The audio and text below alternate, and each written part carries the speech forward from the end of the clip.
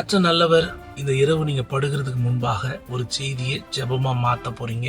அந்த செய்தியை ஜெபத்துல வைக்க போறீங்க. நிச்சயமா அந்த செய்தி நம்ம ஜெபத்தின் மூலமாக ஒரு பெரிய மீட்பாய் மாறும். ஏமேன். திருப்பூர்ல இருக்கிற ஒரு கிராமத்துலங்க வாரத்துக்கு ஒரு தடவை தான் காவிரி தண்ணி வருதுதான். ஆனால் இப்போ அது கூட சரியாக வர்றதில்ல. 11 லட்சத்தில் ஒரு டேங்க் கட்டியிருக்காங்க, 13 லட்சத்தில் டாய்லெட் ரூம்லாம் கட்டியிருக்காங்க. ஆனால் எதுவுமே இப்போ செயல்பாடில் இல்லை. ஒரு வருஷத்துக்கு மேலாகுது. வந்திருக்கிற புதிய அரசாங்கம் நிச்சயமாக அதெல்லாம் தன்னுடைய கவனத்துக்கு கொண்டு போய் இந்த மக்கள் மாற்றப்படணும், பாதுகாக்கப்படணும், மக்களுடைய குறைகளெல்லாம் அவங்க கேட்டு சீக்கிரத்தில் குடிநீர் எவ்வளோ முக்கியமானது. அதனால் இந்த வேலையில் கூட இந்த செய்தியை ஜெபமாக மாற்றுங்க. 2 குறிப்புக்காக ஜெபம் பண்ணுங்க. அந்த மக்களுடைய தேவைகள் சந்திக்கப்படணும். எந்த தேவை அப்படின்னா முதல்ல தண்ணியினுடைய தேவைகள் சந்திக்கப்படணும். இந்த 2த்துக்காக இந்த இரவு கொஞ்ச நேரம் நல்ல ஸ்தோத்திரம் பண்ணிட்டு பிலிப்பியர் 4:6 படி தேவனுக்கு தெரியப்படுத்துவோம்.